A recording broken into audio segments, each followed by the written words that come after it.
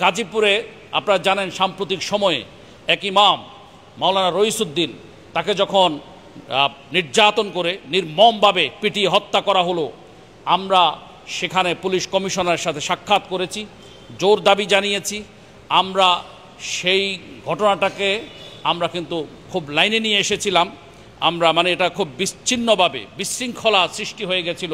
এ হত্যার কর্মকাণ্ডটি বিচারের মুখ দেখছিল না।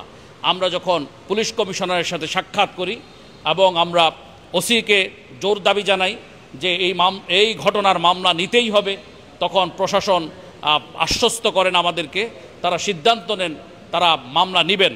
কিন্তু দুঃখজনকভাবে ইমাম রইসুদ্দিনের পরিবারকে আমরা কমপক্ষে গুনে গুনে বলছি, কমপক্ষে 25 বার আমি নিজে ফোন করেছি তার শ্যালক শেখ মিজানকে, তিনি মামলা করেনি বিদায় আমরা সেই মামলার আসামিদেরকে গ্রেপ্তারের আওতায় আনাতে সক্ষম হইনি।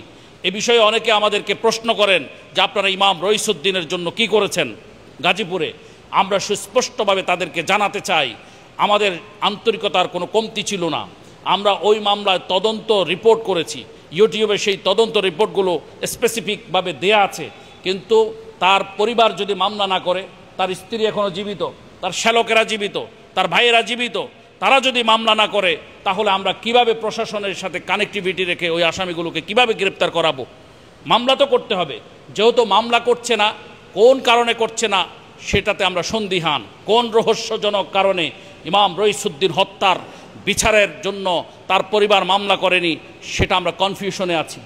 আমাদের বিশ্বাস তার পরিবার তার জন্য মামলা করবে, কারণ ইমাম রইসুদ্দিন হত্যার সাথে এদেশের 17.5 লাখ ইমাম মুয়াজ্জিন খতিব খাদেমের সম্পর্ক রয়েছে। ইমাম রইসুদ্দিন হত্যার যদি বিচার না হয়, তাহলে এদেশের 17.5 লাখ ইমাম মুয়াজ্জিন কেউ নিরাপদ হবে না। ইমাম রইসুদ্দিনের হত্যাকারীদের বিচার হতে হবে। প্রশাসনিক তদন্তের মাধ্যমে এটার সুনির্দিষ্ট বিচার চাই। আজকের এই বাঁশখালীর এই অডিয়েন্স থেকে আমরা জোর দাবি জানাচ্ছি শাহানে সাহাবাত জাতীয় খতিব ফাউন্ডেশনের পক্ষ থেকে।